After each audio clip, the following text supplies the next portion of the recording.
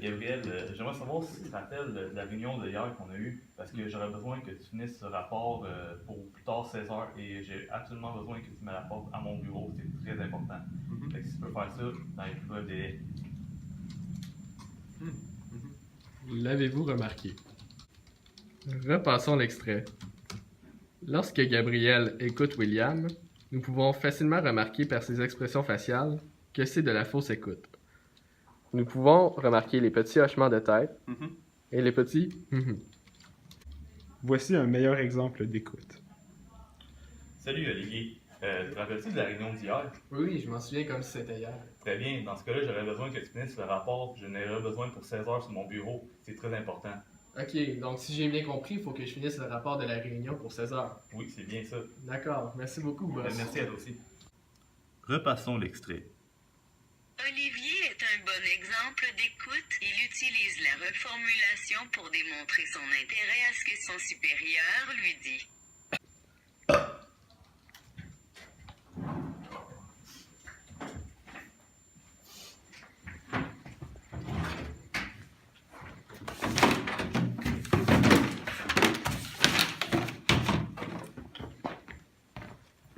Avez-vous remarqué? Repassons l'extrait. Mathieu n'a pas le comportement approprié pour résoudre son conflit. Il utilise une méthode passive-agressive qui n'est pas nécessairement la meilleure façon de faire. Voici un meilleur exemple de résolution de conflit.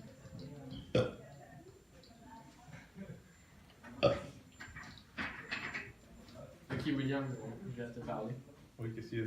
Donc, je trouve vraiment ton coin de travail assez dégueulasse, puis ta manière aussi d'agir très déplaisante. Fait que je te demanderais gentiment de, s'il vous plaît, améliorer un peu ton comportement. C'est bien. Merci beaucoup.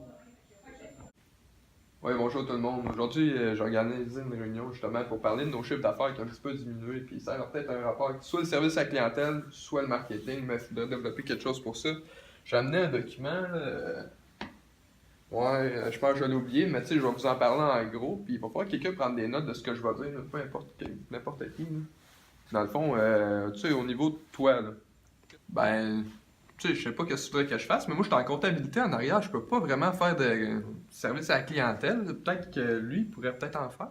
Ah, mais gars, moi, le concierge, là, je veux dire, ce que je fais, moi, c'est roncer le papier, puis laver les toilettes, plus je change, moi, service à la clientèle, pas faire grand-chose. Bon, ben, écoute, j'espère que tu as pris assez de notes pour la réunion. Que ça va être assez pour aujourd'hui. On va sortir d'une autre réunion dans quelques mois. Sur ça, je te souhaite une belle journée. Avez-vous remarqué? Repassons l'extrait. Nous pouvons voir ici que Gabriel n'a pas fait une bonne réunion. Il ne s'est pas préparé d'avance, n'avait pas les documents nécessaires pour la réunion. De plus, il n'a pas invité les bonnes personnes à la réunion et il n'a pas déterminé les rôles que les personnes devaient avoir pendant la réunion. Salut Olivier, j'ai une idée. On pourrait investir tous nos fonds dans Disney. Tu trouves pas que ce serait... Hey, regarde, je m'en fous ton idée, tu fais ça. Avez-vous remarqué? On peut remarquer que William est un exemple d'employeur autoritaire quand il approche Olivier et qu'il lui propose un projet et qu'il ne laisse pas parler de ses idées. Ouais, Yann. Ouais, on a quand même gros d'argent dans les caisses, puis il faudrait peut-être investir ça quelque part, là. Ben, tu peux faire ce que tu veux, honnêtement, je te fais confiance. Bon, ok. Bonne journée.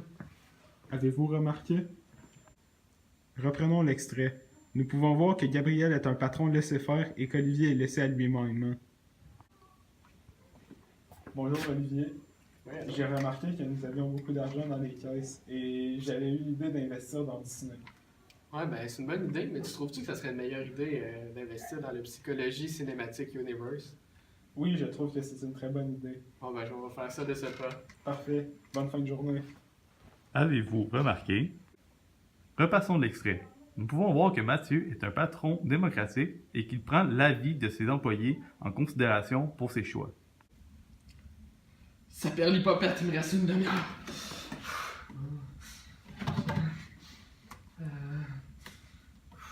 Oh non. Je suis capable. J'ai fini. Juste à temps. On est libre. Puis, Olivier, as-tu fini le travail? Oui, je l'ai fini, je viens juste d'imprimer. Parfait, merci. Avez-vous remarqué? Repassons l'extrait.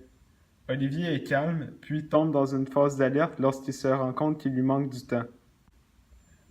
Olivier commence à travailler et tombe dans une phase de résistance, où son corps dépense de l'énergie pour résister au stress. Puisqu'il a dépensé beaucoup d'énergie en très peu de temps, Olivier tombe dans une phase d'épuisement. Bon, l'ordi de ma grand-mère est encore brisé. C'est sûr, je vais y réparer, ça va me faire plaisir. J'en aime donc bien, ma grand-mère. Je me souviens quand j'étais jeune, elle me rendait tout le temps les services, elle me faisait des petits biscuits, c'était donc bon. Avez-vous remarqué? Repassons l'extrait. Nous pouvons voir que Gabriel a une motivation intrinsèque à réparer l'ordinateur de sa grand-mère, car il ressent une grande satisfaction personnelle à cet égard et n'attend rien en retour. Bon, la grand-mère a encore scrappé son ordi. Je sais pas si ça me tente de réparer, mais... Ah, malgré que ça fait pas longtemps qu'il était à la retraite, elle a bien du cash, je vais pouvoir me sortir de là avec un petit 100$. Je vais le réparer, peut-être. Avez-vous remarqué? Repassons l'extrait. Faut voir que Gabriel a une motivation extrinsèque parce qu'il répare l'ordi de sa grand-mère sans satisfaction personnelle. Il le fait parce qu'il veut une récompense en retour. Hey, salut Gabriel! Salut Oli, ça va? Oui, ça va bien, toi? Oui, mais là, j'étais en train de faire le travail, je suis rendu un peu à moitié, Ok, je t'en mets demain. Ouais, mais c'est ça, justement, je suis venu voir ta part du travail, puis je voulais savoir si ça allait bien, là. Ben, ça va quand même bien, selon un peu à quoi ça a l'air. Ah, ben ça a l'air vraiment bien. Tu devrais continuer comme ça pour vrai, t'es super bien parti. Ah, ben merci. Je crois en toi. Ah, on va réussir, on va réussir. Avez-vous remarqué? Repassons l'extrait. On peut bien voir que dans cette situation, Olivier est un stimulateur, puisqu'il encourage son coéquipier Gabriel à continuer son bon travail et ne le rabaisse pas. Hey, salut Oli, t'es revenu de Hey, vacances? salut, ouais, je suis revenu de vacances, puis ça, j'ai continué un peu le programme, puis je voulais savoir ce que t'en pensais. Ben, t'es juste rendu là, là? Ben oui, je viens d'en revenir. Ben, quand même, tu sais que ça va mettre dans 2 jours. Ouais, puis... Ben, c'est sûr que t'auras pas le temps, là. Tu ne seras jamais à temps. Tu sais qu'on est en équipe aussi, là. On est supposé avoir une part moitié chaque. Là. ok, excuse. Ben là, écoute, moi c'est sûr que tu réussis pas, là. Ouais, écoute, c'est sûr que moi je m'en vais faire en équipe avec toi, mais bonne chance. Là. Avez-vous remarqué? Repassons l'extrait. Gabriel est clairement un détracteur dans cet exemple, car il rabaisse la confiance d'Olivier et lui dit qu'il ne pourra pas finir son travail à temps. Bon, il faudrait que j'envoie un message à William. Tu diras à Mathieu d'aller dehors parce qu'il est dérangeant pendant que je travaille. Hey William, j'ai une Non, je t'arrête idée. tout de suite. On a fait un consensus de groupe et on trouve que tu travailles pas assez. Fait qu'on a décidé de te mettre en dehors d'équipe. Est-ce que c'est correct pour toi? Oui, c'est correct. Bon, ben tant mieux pour ça. Avez-vous remarqué? Reprenons l'extrait. Malgré ce que Mathieu essaie de laisser passer verbalement, son non-verbal exprime clairement, avec ses poings fermés et puis ses soupirs, qu'il est fâché. Ah, bonjour monsieur. Bonjour, John Mayer. Merci beaucoup. Comment puis-je vous aider? Ben, moi, dans le fond, je me cherche un tracteur à gazon. Ah, d'accord. Puis, est-ce que vous aviez un modèle en particulier ou vous savez Pas nécessairement, mais je veux quelque chose qui soit capable de tourner un terrain de 150 pieds carrés. Ok, donc on irait plutôt dans un tracteur à gaz. Puis, est-ce que vous cherchez quelque chose de moins cher, j'imagine? Ben, côté qualité-prix, dans le fond. Ok, bon ben super, je peux vous sortir une petite liste ici. Donc, on a la liste ici, est-ce que ça vous conviendrait? Ah, mais celui-là qui est là, il me conviendrait, le premier. Ah, d'accord, donc ça va être tout. Est-ce que je peux faire autre chose pour vous? Ben non, ça va être tout. Dans le fond, c'est ce que je cherchais. Ok, ça fait que vous êtes satisfait? Ben oui. Ah, ben merci beaucoup, monsieur. Merci beaucoup. N'oubliez pas de revenir chez John Deere. Merci, bonne journée. Avez-vous remarqué?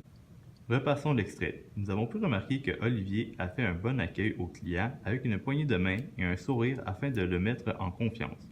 Ensuite, il lui a posé des questions dans le but de connaître ses besoins. Par la suite, il s'assure que le client est satisfait et enfin, il conclut en restant toujours poli avec le client. Hey, salut Gabriel! Hey, salut Will, je suis en train de faire le travail sur l'ordi, puis sérieux, cet ordi n'est pas mal. Là. J'étais supposé de faire sur l'ordi à Mathieu aujourd'hui, mais il est pas là. Tu l'as-tu vu? Ben, je l'ai renvoyé comme tu me disais de faire. Tu l'as renvoyé? Mais voyons, j'ai jamais dit d'en renvoyer. Ben oui, le texto que tu m'as envoyé. Ben, je t'avais juste dit de le mettre en dehors de la salle parce qu'il était dérangeant pour le travail. Avez-vous remarqué? Reprenons l'extrait. Lorsque Gabriel a envoyé un texto à William, celui-ci l'a mal interprété en pensant qu'il fallait renvoyer Mathieu de l'entreprise, alors qu'il voulait seulement qu'il sorte des bureaux. Ceci est une très grande erreur d'interprétation.